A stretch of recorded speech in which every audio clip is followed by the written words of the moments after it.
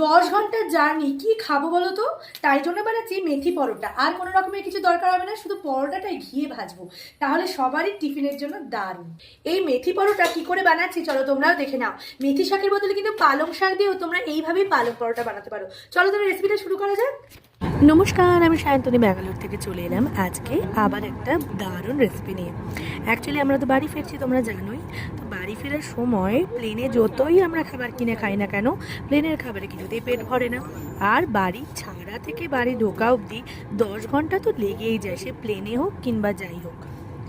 এবার তো সেই সময়টায় খাওয়ার প্রয়োজন, তরকারি রুটি কিংবা ভাত আলাদা করে বানাতে কিন্তু খুব সমস্যা হয় জানো তো। সেই ক্ষেত্রে এই রকম রেসিপি যেটা একটাতেই হয়ে যাবে, মানে ধরো এই পরোটাটাতেই খাওয়া হয়ে যাবে, সেক্ষেত্রে এগুলো বেস্ট। আমি ভাবলাম আজকে ফ্রিজে মেথি শাকটা পড়ে আছে, তো মেথি শাক দিয়ে মেথি পরোটা বানানো যাক। অন্যান্য সবজিগুলো সব তো কমপ্লিট করে ফেলেছি, আর কিছুই নেই, তাই জন্য এই মেথি পরোটা স্টার্ট করলাম।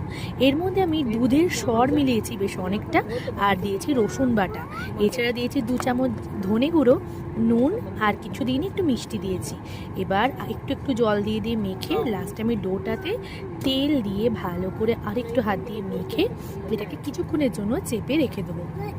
এইসব পরোটাগুলো কিন্তু যে কোনো সুন্দর মিষ্টি খেতে শাক দিয়ে বানানো যেতে পারে।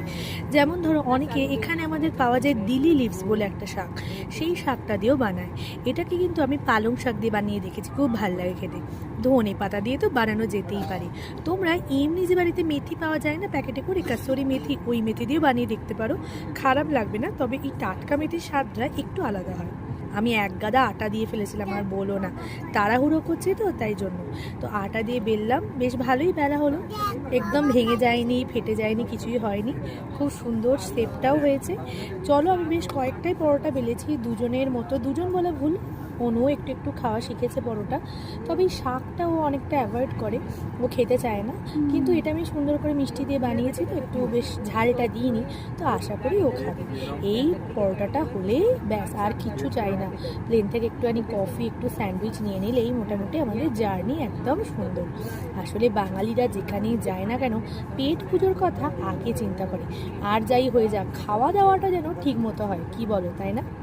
চলো, আমার পরোটাটা বানানো হয়ে গেল। প্রথমে আমি বানাচ্ছি তেল দিয়ে, তারপর আমি তোমাদের দেখাবো ঘি দিয়ে বানিয়ে। তেল দিয়ে বানানো হয়ে গেছে, এবার নেক্সট আমি বানাচ্ছি ঘি দিয়ে। আসলে বাড়িতে কিছুটা ঘি তৈরি করা ছিল, ঘিটাকে 15 দিনের জন্য যদি আমি ঢাকা দিয়ে রেখে দিয়ে চলে যাই নষ্ট হয়ে যাবে, তাই ঘি দিয়ে পরোটা বানিয়ে ফেললাম। পরোটাগুলো হয়ে গেছে, দেখো কি অপূর্ব সুন্দর হয়েছে। আর এই যে ছোট্ট একটা হটপটের মতো, এটা আমার মা আমাকে দিয়েছে।